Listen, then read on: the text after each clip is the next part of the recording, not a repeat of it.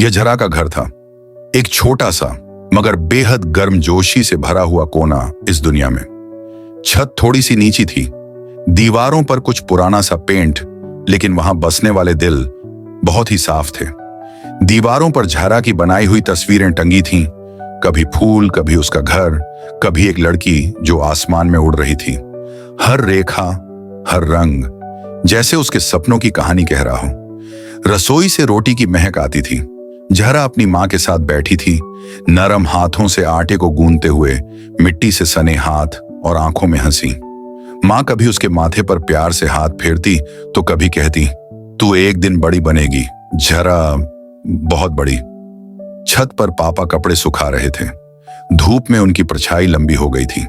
बीच बीच में वो मुस्कुराकर झारा को नीचे झांकते और आवाज देते, बेटा जरा देख तो, ये सूख गया क्या? बाहर से बच्चों की खिलखिलाहट आ रही थी। गली में कोई पतंग उड़ा रहा था तो कहीं किसी रेडियो पर कोई पुराना गीत चल रहा था, और पंछी हर सुबह की तरह छत की मुंडेर पर आकर चहचहा रहे थे, जैसे हर दिन जहरा के नए सपनों को आवाज देने आते हों। यह जहरा की दुनिया थी, छोटी, साधारण लेकिन पूरी, जहां हर सांस के साथ प्यार था और हर दिन के साथ एक नई उम्मीद।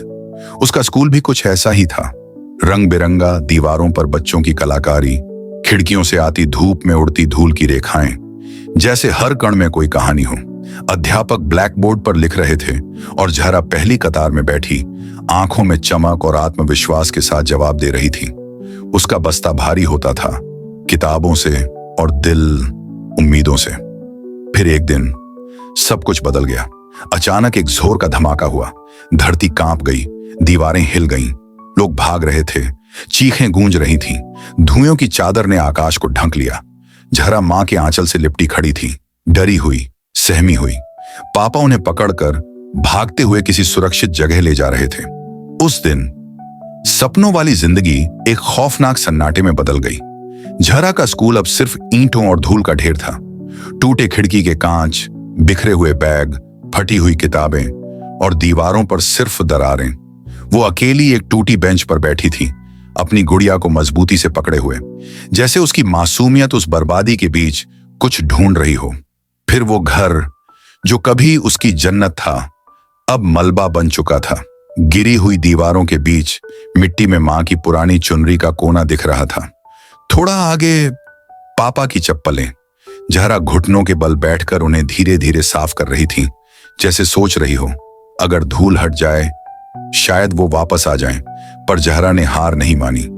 वो अब भी वहीं बैठी है, टूटे स्कूल के बाहर, एक ईंट पर, एक हाथ में किताब, दूसरे में गुड़िया। धूप की एक हल्की किरण उसके चेहरे पर पड़ रही है।